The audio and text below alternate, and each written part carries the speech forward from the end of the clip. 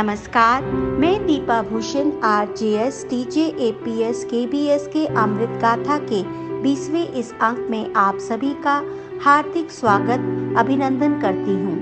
अपनी आज की इस बात में लौह पुरुष सरदार वल्लभ भाई पटेल को हम याद करेंगे और श्रद्धांजलि अर्पित करेंगे। खंड खंड को जोड़ जिसने अखंड राष्ट्र का सृजन किया, उन शिल्पी वल्लभ को सबने लौह पुरुष कह नमन किया। एक स्वतंत्रता सेनानी, आजाद भारत के पहले उप प्रधानमंत्री और गृह मंत्री, लौह पुरुष, देश को एक सूत्र में पिरोने का सपना देखने वाले, देश के लिए जीवन को समर्पित करने वाले व्यक्ति सरदार पटेल का जन्म 31 अक्टूबर 1875 को गुजरात के नाडियाद में हुआ। ये बचपन से ही साहसी थे। ये अन्याय कभी सहन नहीं कर पाते थे। इन्होंने अपनी स्कूली शिक्षा पूरी करने में काफी समय लगाया। परिवार में आर्थिक तंगी की वजह से उन्होंने कॉलेज जाने के बजाय किताबें ली और खुद जिला अधिकारी की परीक्षा की तैयारी करने लगे और सर्वाधिक अंक भी प्राप्त किए। इनका सपना वकील बनने का था, जिसमें ये कामयाब भी रहे और 1913 में अहमदाबाद में अपनी वकालत शुरू की। गांधी जी के चंपारण सत्याग्रह की सफलता से ये काफी प्रभावित थे।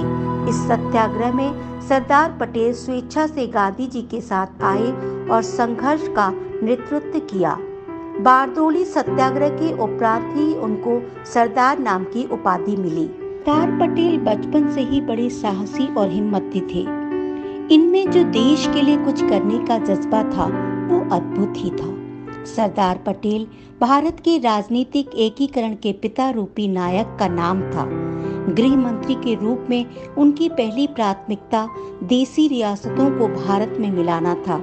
इस योगदान के लिए उन्हें भारत के लौह पुरुष के रूप में जाना जाता है और इनकी महानतम देन थी रियासतों का भारतीय संघ में विलीनीकरण करके भारतीय एकता का निर्माण करना।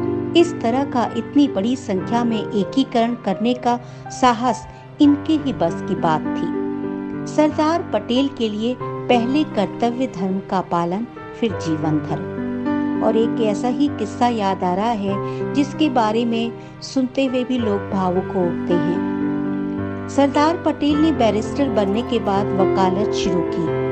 एक दिन वे जज के सामने किसी मामले में अपने मुवक्किल की ओर से बहस और पैरवी कर रहे थे। सुनवाई के दौरान ही अचानक एक व्यक्ति आया और एक अर्जेंट टेलीग्राफ उन्हें मिला। पटेल ने उसे पढ़कर जेब में डाल लिया और पैरवी जारी रखी। कोर्ट की कार्यवाही को जारी रखा। बहस खत्म होने के बाद वे घर के लिए निकल पड़े।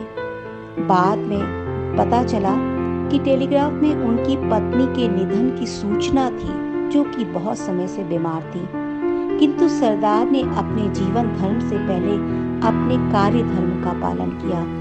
ऐसे महान थे सरदार वल्लभ भाई पटेल। वल्लभ भाई पटेल एक भारतीय अधिवक्ता और राजनेता थे, जो भारतीय राष्ट्रीय कांग्रेस के एक वरिष्ठ नेता और भारतीय गणराज्य के संस्थापक पिता थे, जिन्होंने स्वतंत्रता के लिए देश के संघर्ष में अग्रणी भूमिका निभाई।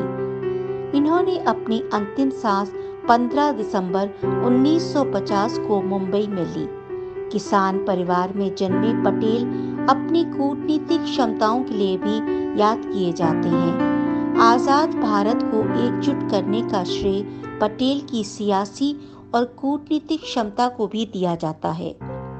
सरदार पटेल को मरणोपरांत 1991 में भारत के सर्वोच्च सम्मान भारत रत्न से नवाजा गया। 31 अक्टूबर 2018 को गुजरात में यूनिटी ऑफ स्टैच्यू उनकी स्मृति में स्थापित किया गया। सरदार पटेल के अप्रतिम कार्यों के लिए देश उनको शत शत नमन और श्रद्धांजलि अर्पित करता है। जय हिंद, जय भारत।